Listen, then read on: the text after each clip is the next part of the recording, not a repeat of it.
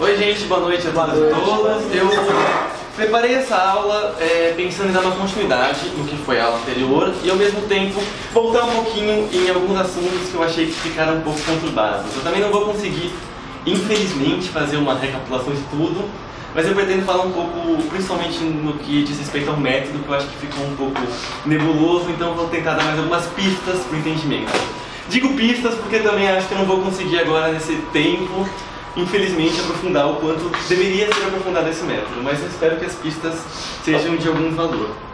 Então, a estrutura dessa aula, eu pensei em a gente começar falando um pouco do que é a lógica formal e o que é essa lógica dialética, que eu falei um pouco das diferenças dela, mas não sei o quanto ficou claro, então achei que vale a pena a gente retomar isso.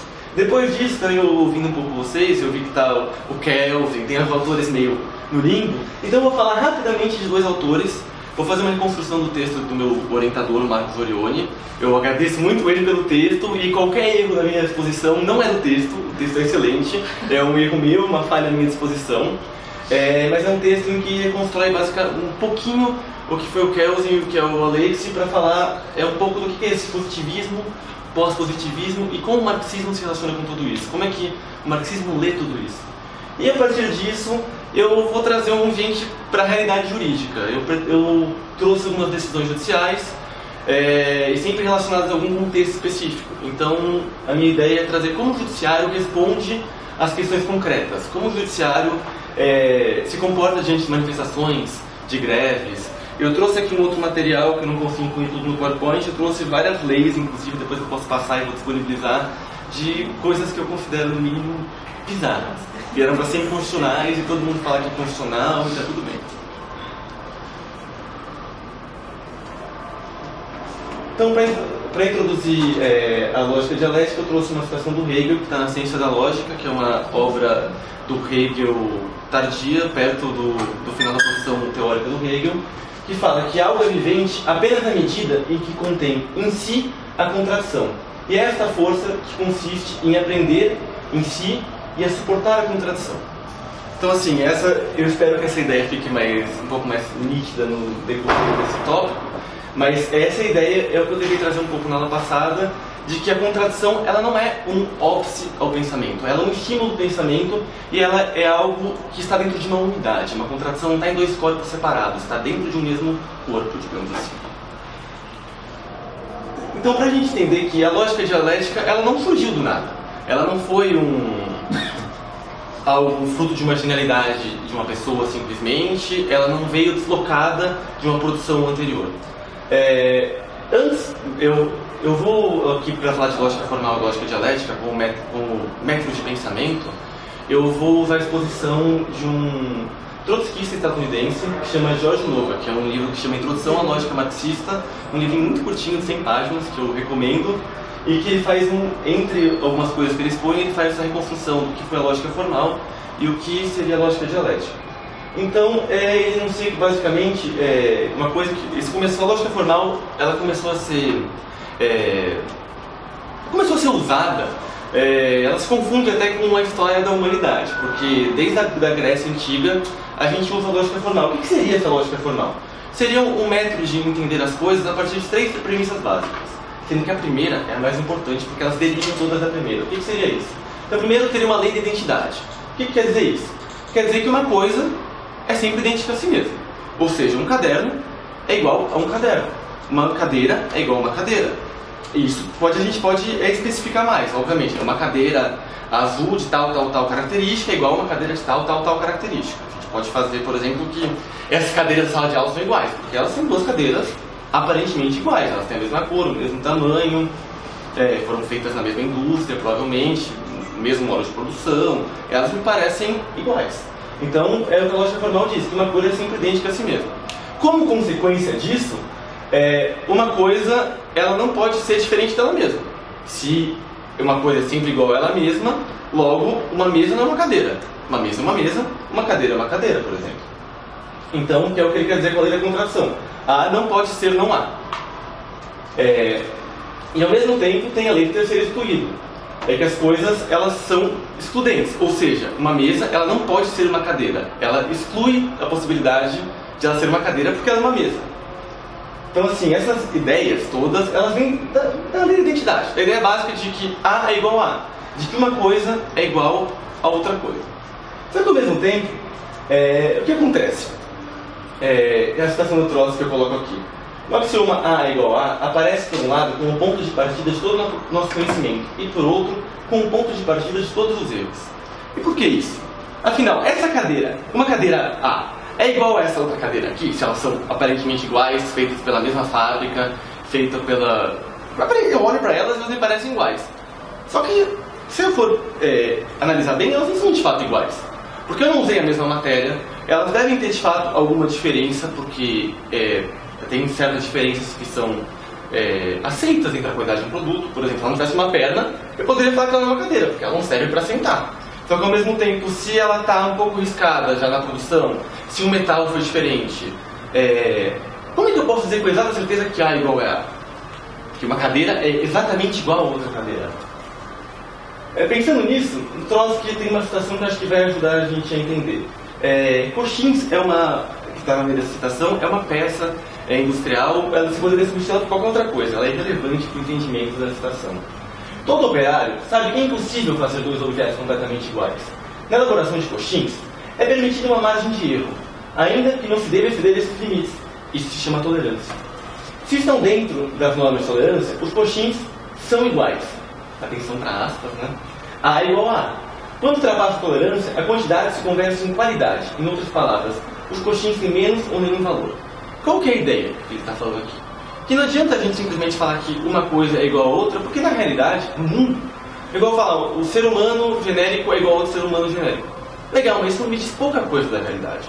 Isso é um conceito totalmente abstrato que não está olhando para o concreto. Então, a ideia inicial, na verdade, é questionar o que seria essa lei da identidade. Porque, na verdade, essa identidade não existe. É uma identidade suposta o tempo inteiro. As coisas não são exatamente iguais. Essas duas cadeiras elas podem ter sido feitas por outra pessoa ou até por outra máquina, dependendo da circunstância, apesar de à primeira vista elas parecerem iguais.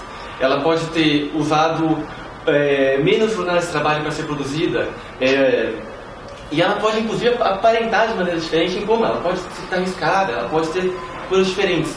E mesmo que elas estivessem em condições perfeitamente idênticas, como pode ser idêntico se o material que eu usei não é exatamente o mesmo que o outro? Apesar da formulação química dele, por exemplo, poder ser igual, ele não é o mesmo. Ele pode ser, no processo de materialização pode acontecer diversos fatores. E o que acontece? E a gente reconhece, como eu tinha comentado, as coisas como iguais, porque a gente tem, digamos, uma tolerância do que a gente reconhece como as coisas. Então, por exemplo, no caso do exemplo, se você está fazendo uma cadeira, você faz uma cadeira com uma perninha 5 milímetros mais curta que a outra. Não vai dar diferença, provavelmente, ao você sentar. Mas se você fizer uma perna 10 centímetros mais curta que a outra, essa cadeira não vai ser sentável, digamos assim. Então, o que acontece? Ela para de ser uma cadeira. E aí seria o sentido dessa transformação de quantidade virando qualidade. Que seria que quantidades diferentes de certas coisas podem transformar a qualidade dessa coisa. Exemplos, que talvez alguns filósofos ficarem bravos comigo, mas para apelar para a didática. A água, ela recebe um contato com o fogo. Ela vai recebendo diversas quantidades de calor, até que uma hora ela transforma a sua qualidade. Ela muda o estado físico dela. Ela entra em ebulição, por exemplo. Seria a quantidade transformando a qualidade, por exemplo. E por que tudo isso? Porque tudo isso a gente está tentando pensar que essa tal de lógica formal, ela parece, para o Hegel e para os filósofos marxistas e para os que não são marxistas, mas se reivindicam dialéticos, ela parece que dá vários equívocos. Por quê? Primeira coisa, de quando você está falando que uma coisa é igual a outra, ou você está presumindo que a cadeira e a mesa, por exemplo, por serem coisas diferentes, é simplesmente isso que eu tenho que pensar? Pensar num exemplo mais concreto, pensar em classe trabalhadora e burguesia. São duas coisas diferentes, uma coisa é a classe trabalhadora, uma coisa é a classe dos capitalistas que enriquecem com ela. São duas coisas totalmente diferentes. Mas e aí? Como é que elas acontecem? Como é que elas se formaram?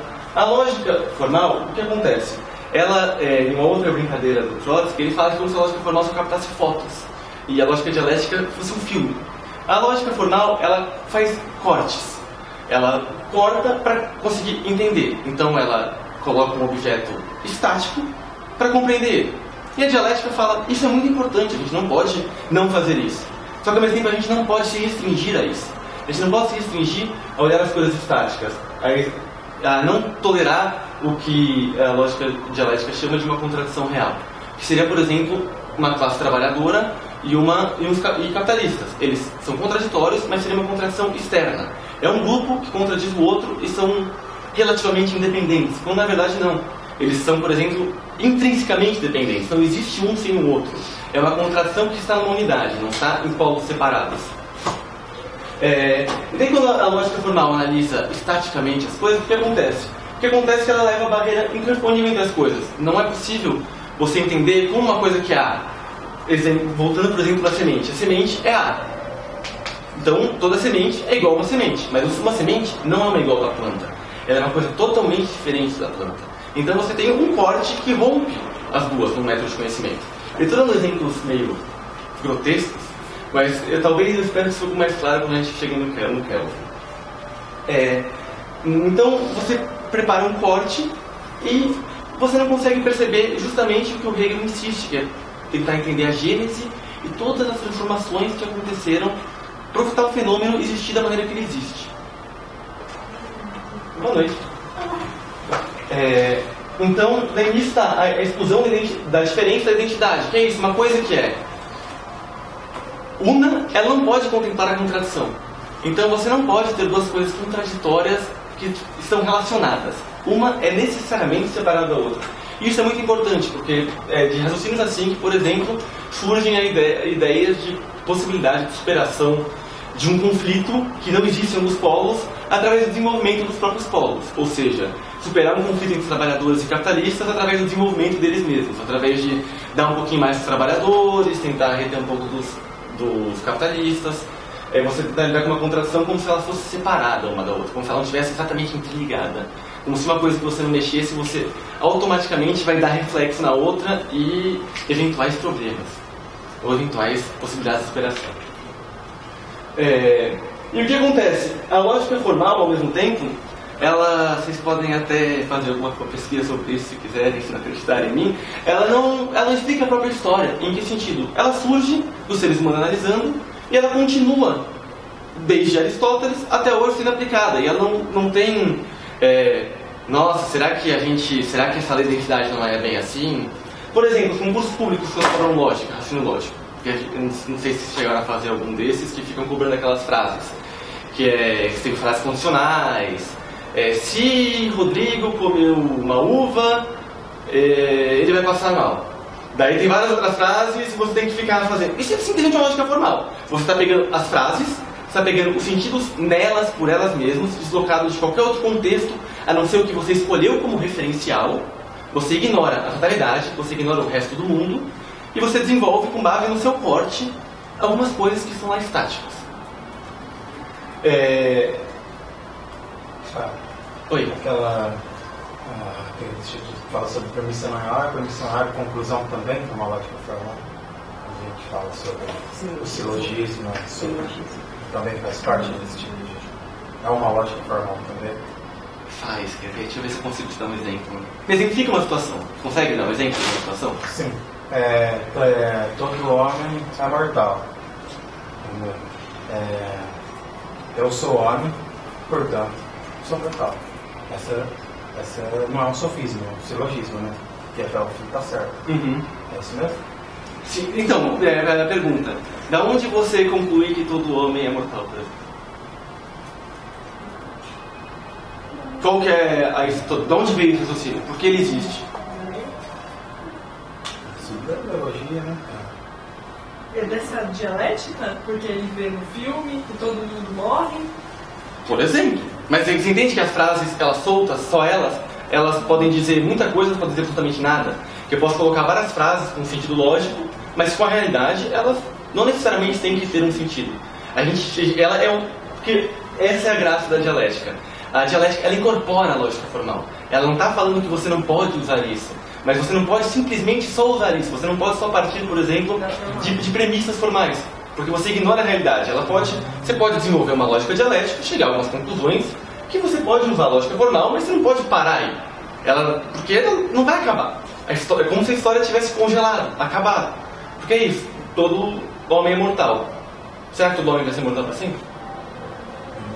Por que eu posso afirmar isso? Porque biologicamente é legal. Quem disse que outras coisas acontecerão tecnológicas? A dialética, ela evita, apesar de querer entender como as coisas vão acontecer para tentar lidar com elas no futuro, ela evita de fazer teorias malucas a respeito do futuro no sentido de previsões, no sentido de vai acontecer, no sentido de, por exemplo, o socialismo vai chegar. Por quê? Como marxista, eu acho que é necessário o socialismo para a emancipação humana, mas vai chegar. A gente não... E pode deixar de ser necessário, vai que o capitalismo, o mundo muda, tudo muda, acho pouco provável, porque a gente está estudando a história, mas assim, a grande questão dessas lógicas é que a gente usa no direito assim também. Então a gente pega e vai fazendo frasezinhas para criar um argumento lógico, sendo que na verdade o argumento lógico, ele não está olhando a realidade. E as decisões, a gente vai ver que elas fazem exatamente isso. Argumentos lógicos, de palavras lógicas, e não olhando a lógica real, as contradições reais. Porque, por exemplo, você pode falar que todo homem é mortal e falar que algum homem é imortal. Isso tem uma contradição, certo? Só que essa contradição não é uma contradição dialética. Ela é uma contradição que a lógica consegue resolver. Porque elas, de fato, elas estão se excluindo, não é uma contradição real. O homem é mortal ou algum homem é mortal.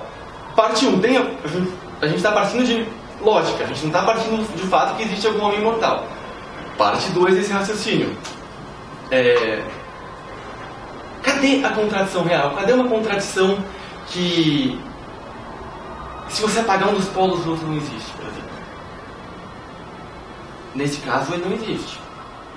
Que é o que eu comento com a lógica formal. Essa contradição, o que ela é? É uma contradição lógica que ela trava a própria lógica. Porque você pode falar que uma das pressuposições está errada. E é isso. Porque não dá. Não dá para todo homem ser mortal e algum homem ser imortal. Desculpa, algum homem ser imortal, isso mesmo. Não dá. Não dá para todo mundo ser mortal e um ser imortal. Deu tilt na lógica. E tudo bem, não é nada grave. Mas a questão é, tá bom, e o que isso vai resolver na nossa vida de acordo com a realidade? Simplesmente asserções nesse sentido. Eu espero que fique mais claro daqui a pouco.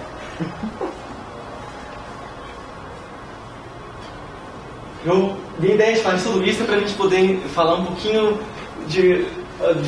poder analisar um pouquinho o jeito que são feitas as construções de alguns teóricos, né?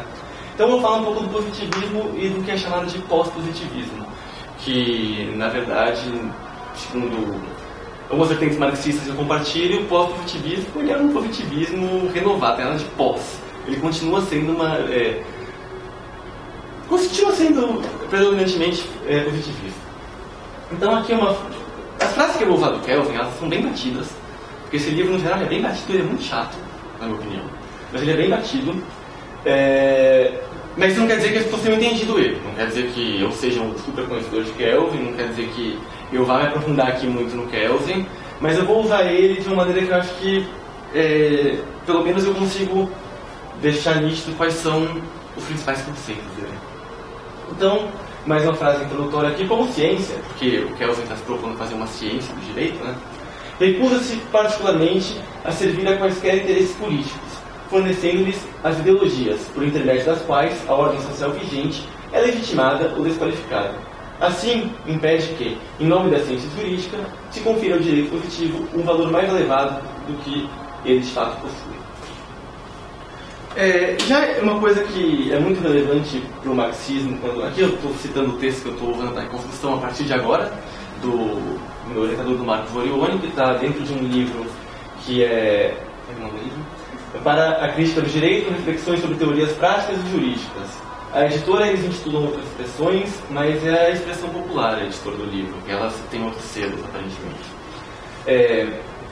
E como marxista, eu já sou obrigado, na verdade, a contextualizar a principal obra do autor no período que ele está vivendo, para novamente não focar a obra do autor do tempo que ele está vivendo e fazer com que ela pareça mais sem sentido ainda. Eu tinha colocado no slide que sumiu, era uma obra, a Teoria pelo Direito, que é a principal obra do Kelsen, ela é de 1934. Então, em 1934, a gente está vendo uma Segunda Guerra Mundial, a gente está vendo... E o que é o grande... Assim, a gente não está vendo propriamente a Segunda Guerra Mundial, mas mas o que é o mais importante ali? Nessa ascensão do nazifascismo, ao mesmo tempo na ascensão do stalinismo como modelo de comunismo real, de socialismo real. Eu discordo veementemente, mas como foi chamado na época, como alguns teóricos ainda estão chamando.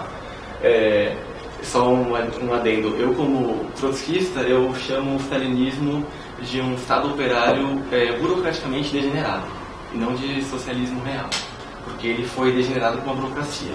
Mas isso é papo por outra hora, é só para jogar as sementinhas.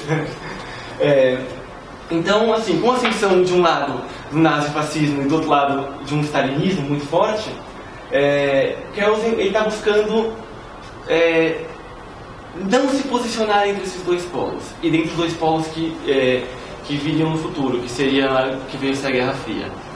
Então, como é que ele fez isso? Ele buscou o que ele acreditava ser possível, uma isenção ideológica, uma neutralidade axiológica. Então, assim, ele falou, ele tem que fazer uma teoria capaz de ficar distante desses conflitos entre um suposto capitalismo e um suposto comunismo.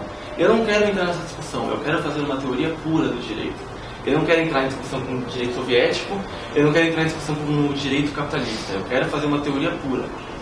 Só que, agora, um pedaço meio complicado, na minha opinião. Que ele parte de uma pressuposição de que é possível você ser ideologicamente neutro. A palavra ideologia dentro do marxismo, ela tem 1 milhão de acepções. Ela pode ser entendida como falsa consciência, ela pode ser entendida simplesmente como valores, ela pode ser entendida como nossa forma de interação, mas, num caso, para mim, acho que isso pouco importa, porque todas as definições, elas levam em comum um quesito muito importante, que a nossa vida, ela é essencialmente política. Todos os nossos atos, eles são essencialmente políticos, inclusive os que a gente diz que não são políticos, né? A gente vê muito esse discurso não político, que é o discurso do Trump sendo eleito, mas ele foi eleito, ele participou da política. É sempre esse discurso de que eu não tenho ideologia, eu sou um neutro. Só que quando a gente vai analisar a materialidade dessa suposta eu não tenho ideologia, a gente costuma ver que tem uma ideologia propriamente dita. E normalmente essa ideologia está defendendo o status dos que dominam. Em que sentido? Daí ele vai começar a falar, de novo, que há mais de 2 décadas que empreende desenvolver uma teoria jurídica pura. Isso é purificada de toda ideologia política, de todos os elementos de ciência natural. Uma teoria jurídica consciente de sua especificidade. O autor fala, inclusive, que a sociologia é importante para entender a moral, mas que isso não é o que ele quer fazer na ciência do direito. Que a ciência do direito é entender o fundamento das normas, a validade das normas. Ele não quer entender, na verdade, como um juiz julga, por exemplo, mas ele quer entender por que um juiz pode julgar. Ele não está preocupado como as decisões acontecem. Ele, mais uma vez, ele não está preocupado, de fato, com a realidade. Na opinião, talvez, até dele mesmo. Que daí tem um comentário do professor Orione, que ele começa já nessa purificação da política, ele começa a eliminação da história, do processo da totalidade que envolve o direito. Ele começa com a ideia de eternizar um direito. Por quê? Porque o direito, ele é a capacidade de alguém de aplicar... por que uma pessoa aplicaria um julgamento em outra? A validade e ao mesmo tempo a eficácia. Ele faz todo um trocadilho com isso que eu não vou me aprofundar agora, mas seria basicamente condições de validade e eficácia, mas não pensando em eficácia nos termos que a gente pensa hoje, eficácia concreta propriamente dita, mas sim para o ordenamento existir como tal.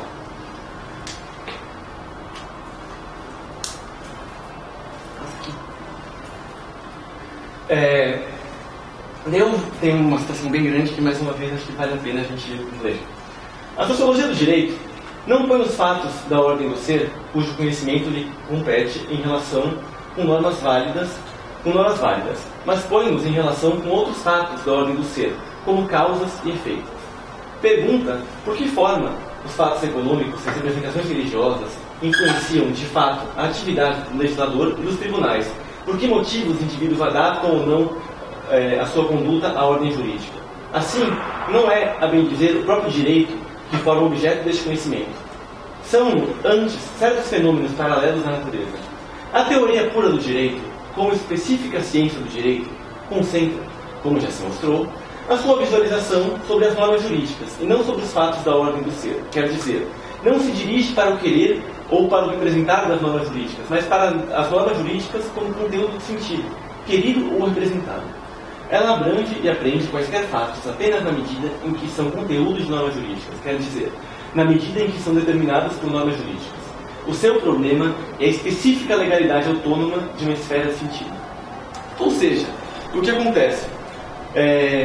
A gente já vê que a grande preocupação, como ele mesmo diz, ele não está preocupado em entender como a sociedade se lida com o direito, ele está preocupado em entender o direito como norma jurídica, principalmente como dever ser.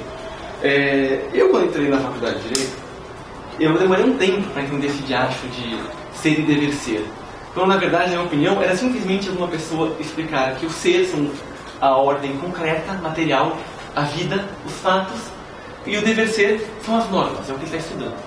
Essa, na minha opinião, seria uma maneira fácil de explicar isso e que creio que a gente não está vulgarizando a ponto de fazer nenhum absurdo. E por que eu estou falando tudo isso? E uma coisa que eu queria comentar antes.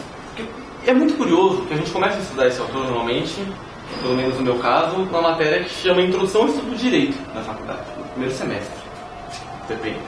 Então, assim, já é passado desde sempre pra gente, desde que a gente começa essa formação jurídica, de que o direito, uma teoria que introduzir a gente ao estudo do direito, que entender o que é o direito, a gente entende que o direito é uma norma, e que ele é uma norma que a gente, quando a gente está fazendo direito, o direito especificamente como ciência, a gente tem que ignorar o mundo. Que é isso que o Kelvin está falando, a gente tem que ignorar o mundo, porque o mundo é viciado politicamente. Mas a minha teoria não. A minha teoria, ela está fazendo ciência. Então, assim, isso me soa, no mínimo, bizarro. Porque ele está afirmando uma coisa, ao mesmo tempo que ele desafirma ela. Porque ele está falando com base no quê? Eu estou tentando trazer uns trechos para ver que eu não estou inventando esses trechos dele.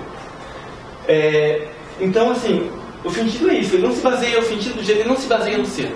Ele não se baseia em resolver os problemas do ser. Ele se baseia na norma. Só que, mais uma vez, isso não foi sempre... mesmo que os juristas não marxistas entendem como direito, não foi sempre assim, essa positivação maluca que o Kelvin está falando. Ele, mais uma vez, faz um recorte histórico e faz com que ele vire eterno. E como é que ele faz, e como é que se fundamenta esse sistema jurídico dele, afinal, que tem que ter uma validade, né? A famosa norma fundamental. Então, o ordenamento jurídico tem determinado uma norma, que se pressupõe como a última e a mais elevada. Como norma mais elevada, ela tem que ser pressuposta, visto que não pode ser posta por uma autoridade, cuja competência teria de se fundar numa norma ainda mais elevada. A sua validade já não pode ser derivada de uma norma mais elevada. O fundamento de sua validade já não pode ser posto em questão. Uma tal norma, pressuposta como a mais elevada, será aqui designada como norma fundamental. Então, assim, você também já deve ter visto milhares de vezes aquelas pirâmides, daí a gente pode falar do nosso ordenamento jurídico, a gente pode começar com as leis, chegar na Constituição, e aquela velha história, o que garante a Constituição? Seria essa tal de norma fundamental pressuposta. Também, infelizmente, pela escassez de tempo, eu não posso entrar aqui em detalhes, mas o Kelvin, ele é o que a gente chama de neokantiano. Ele está levando as últimas consequências do projeto de Kant. E isso, que eu não sei a profundidade que vocês viram do Wikipedia digital, mas se relaciona muito com o conceito de imperativo categórico e imperativo hipotético. Vou tentar ser muito breve nisso, porque eu também não sou um excelente conhecedor de Kant. Mas a ideia dele, na verdade, é que são de procurar imperativos que são comuns a todos e que não precisam necessariamente ser positivados, ser escritos, que são como se fossem fundamentos morais dos seres humanos. Só que, muito curiosamente, anos mais tarde, o Kelvin, uma obra que falta um nome aqui, que se chama O que é Justiça, também publicada pelo Martins Fontes, ele vai escrever que essa, porém, é uma norma, falando da norma fundamental, que não foi criada por nenhum ato humano ou sobre-humano, mas apenas postulada pela mente humana. recusamos aceitar uma explicação metafísica de autoridade dos originadores da Constituição, somos forçados a deter-nos na norma que foi apresentada aqui como uma norma fundamental hipotética. Qual que é o grande problema? Ele está em um livro que as pessoas também normalmente não chegam, até ficam falando a teoria pura do direito, lendo sobre a norma fundamental. Ele está abrindo o jogo pra gente e falando, gente, a norma fundamental, ela não existe. Porque essa é a leitura que eu faço disso, pelo menos. Ela é um postulado. Ela é um postulado que ele não vem da história, ele vem de uma razão. Da razão pura, que assim como a crítica pura de Kant, o Kelsen vai fazer um direito puro, e vem simplesmente uma razão que ela é descolada da realidade, que ela não encara nenhuma contradição da realidade com a justificativa de que essa não é meada do conhecimento. Então, assim, não pretendo falar muito mais que isso do Kelsen. É só, na verdade, eu só queria fazer uma provocação com o Kelsen, porque eu achei que fazia muito sentido falar dele depois da lógica formal. Eu não ia falar dele, não ia fazer essa história, eu comecei a falar de lógica e ele me pediu para citar isso, eu achei. Parece que o Kelsen conversou e falou, não, acaba comigo, vai, fala disso. Então eu resolvi falar um pouquinho disso. Deixa eu só te perguntar, quando ele fala assim, não foi criado por nenhum ato humano ou sobre-humano, mas impostulado pela mente humana, não ficou no mesmo? Que ele fala que não foi criado por nenhum ato humano, mas pela mente humana, então ele quis dizer que a razão é isso? É, exatamente isso. É a razão. E que a razão está acima do ser humano. Todos os seres humanos são racionais. Mas o ato humano... A gente chega à mesma conclusão em algum momento. Mas a razão não é um ato humano? Ela não é um ato. Nessa filosofia, ela pressupõe os atos. Ela é antes dos atos. Ela é que faz com que a gente faça os atos. Nem é naturalista isso, né? Então, ao mesmo tempo não. Porque eles vão falar que é aquilo ali, eles estão falando que é... Daqui longe agora, deixa eu pensar. Porque assim, uma das coisas que eles mais queriam combater, na verdade, o próprio Kant, ele não gosta muito dessa ideia, exatamente. Mas eu vou ter dificuldade de explicar isso agora. Vou pensar mais um pouquinho, acho que no final eu consigo te dar uma luz. E se eu não conseguir, eu vou achar a resposta pra você ainda. Depois em casa com calma. Filosofia assim mesmo. Eu infelizmente não sou um grande conhecedor de toda... Eu gosto, eu estudo muito marxismo. Eu aplico o método na análise dos outros autores, mas eu não consegui ainda, infelizmente. Quem sabe com essa minha graduação de filosofia agora eu consiga estudar um pouco mais de filosofia. E seguindo essa estrutura, eu acrescentei alguns desses excertos finais, não estavam no texto que eu estou seguindo de base, mas é que eu achei que ele poderia dar uma demonstração maior, porque o próprio texto do professor Marcos Borioni, ele comenta que ele não vai se aprofundar muito no Kelsen, que o intuito dele, na verdade, é só mostrar a linha de pensamento ahistórica e como ela ignora a totalidade real, como ela ignora o mundo, basicamente, a vida. Ela é um raciocínio extremamente formal. E junto com o raciocínio formal do Kelsen aparecem os pós-positivistas, que supostamente seriam pós-positivistas, eles são pós a simplesmente esse direito positivado. Então eles estariam tentando dar uma oxigenada no direito, fazer com que o direito estivesse mais em contato com o mundo. Um deles, muito famosos, é o Alexis. Qual que é a ideia dele? A ideia dele é que não basta a gente falar igual o Kelsen, simplesmente de validade formal. Precisamos discutir novamente a validade material das coisas. Então, e como é que a gente vai garantir essa validade material? Então começa com uma discussão que vocês já devem ter ouvido bastante na vida, que seria a distinção entre regras e princípios.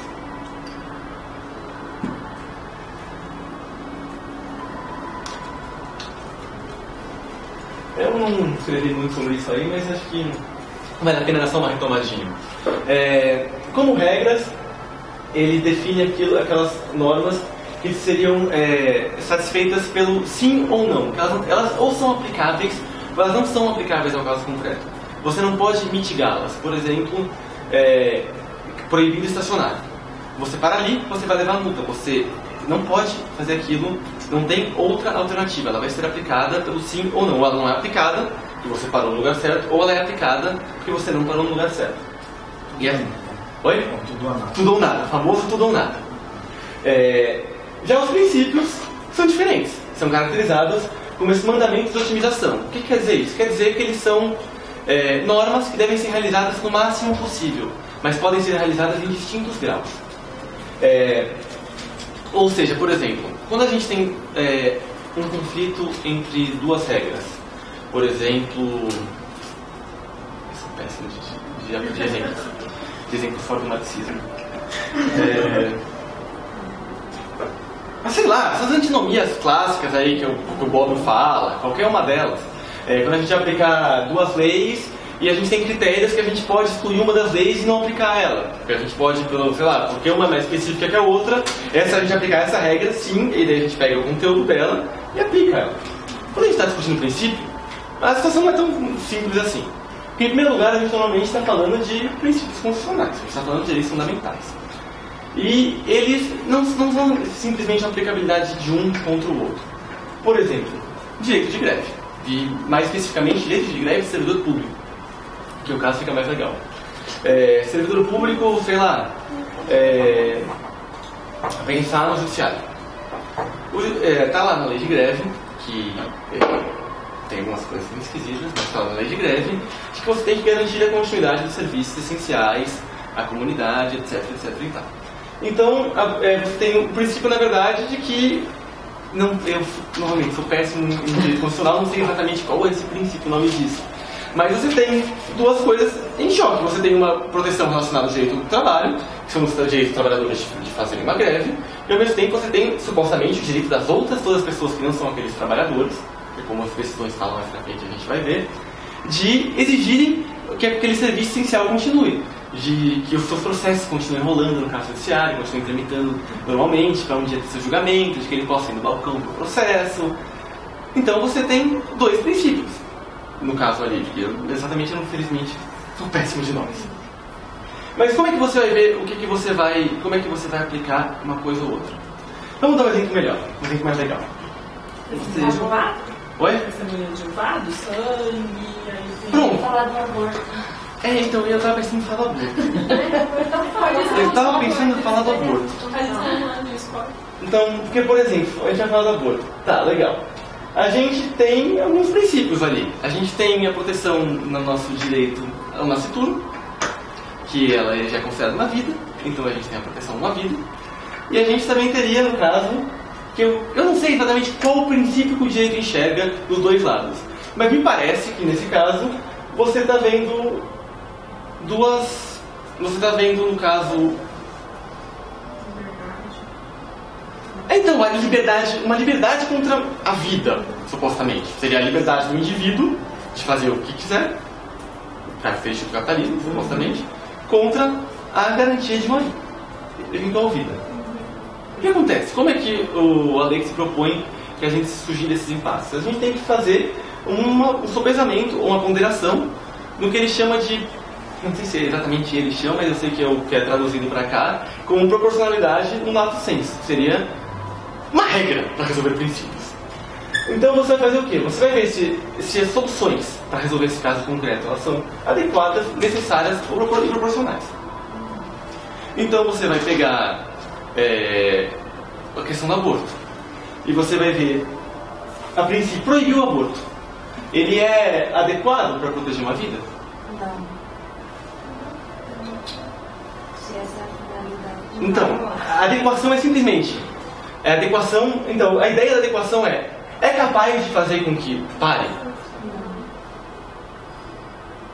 Então, aí a gente tem um outro problema já, porque provavelmente a resposta que eles vão te dar é que sim, que a criminalização vai parar as coisas. Então essa já vai ser a primeira resposta do direito, já não vai ser de que não é adequado, porque senão a gente já parava aí. Parece Mas na lógica formal, né? Na lógica formal. Só que exatamente, são dois princípios, não é a vida. Eles não estão olhando que a proibição, por exemplo, do aborto está matando mais gente, que é o caso das drogas. Que a proibição das drogas faz até com que mais gente use droga, quando você vai comparar com outros países que legalizaram, por exemplo, a maconha. Então, assim, novamente vocês já pegaram a ideia do negócio. Você está com dois princípios que estão lá positivados, mas você não está olhando necessariamente o que vai acontecer com eles na realidade. Fora que proteger a vida, ainda tem a mulher que morre. Então a vida do feto tem muito mais valor que dessa mulher que está morrendo também. Concordo. Né? E isso não tem ideologia. Isso supostamente, essa defesa da vida do feto, ela não é ideológica, ela é simplesmente científica. Porque Eu não vou ler uma vez falando, né? Mas o que acontece? Essa dogmática, né? Porque a gente está tratando, porque uma das ideias do texto do professor McClure é trazer todas essas pós-positivismos, todas essas ideias que tratam o direito como essencialmente dogmáticas. Por quê? Porque ignoram a realidade. Porque elas fazem conflitos de princípios, elas desdobram um princípio de um lado para o outro, mas elas ignoram a realidade, elas olham a realidade que eles querem ver, que eles querem construir. Então, assim, mais uma vez, essa teoria, por exemplo, na greve dos metroviários. A greve dos metroviários, que eu já comentei aqui na semana passada, de 2014, na Copa do Mundo, a decisão ela envolveu princípios. E, curiosamente, o princípio que foi mais importante era as pessoas circularem no metrô. E não os trabalhadores do metrô, supostamente, poderem fazer uma greve, né? Porque a decisão da greve é que eles tinham que trabalhar com 100%. Então, em greve, no horário de pico tem que ter 100% de funcionamento. Então, assim, a ideia da greve é justamente causar um transtorno na vida das pessoas para que elas percebam o que a gente está falando. Para que você, como metroviário em greve, a pessoa não vai conseguir pegar o metrô, vai estar na fila, e você vai lá, entrega um panfleto para ela, discute a greve, fala os argumentos. Essa é toda uma ideia de uma greve, é de você fazer com que a população esteja do lado dos trabalhadores. Os trabalhadores param pensando nisso. Então, a decisão foi que não, por causa da circulação das pessoas, você tinha que ter 100% de funcionamento. As pessoas não chegarem em casa. Coitadinho do trabalhador que não chegasse em casa. Era o que eles falaram. E o que acontece? O que acontece é que, na verdade, é uma grande expressão do capitalismo. Por quê? Você não pode acabar com que as pessoas vão para seus trabalhos e voltar para casa. Porque, afinal, está em greve. O que o trabalhador tem a ver de que ele não vai conseguir ir para o trabalho? O empregador tem que dar um abono para ele, alguma coisa. Não tem condição de ir para o trabalho. Mas não, é sempre a ideia que se reverte contra o trabalhador. Não, porque senão você não vai poder trabalhar e você vai sofrer outros pontos salariais que você não vai poder trabalhar. A ideia é jogar trabalhador contra o trabalhador. Tudo isso pelo que eu gostaria de chamar de, assim, com todo respeito, do mundo mágico dos princípios. Porque, de fato, há uma acomodação da luta de classes, em que um conflito real é substituído pelo conflito de princípios, resolvido na forma da ponderação, sopesamento. A ponderação surge não raras vezes como a condição aceita nos limites da democracia burguesa para a luta entre as classes. O conflito é novamente pasteurizado e colocado em patamares civilizatórios aceitáveis, por uma das classes, é claro, né? Porque é exatamente o que é feito com os princípios e que eu espero que fique um pouco mais nítido nos próximos slides. Vocês querem dar um intervalo agora? Não?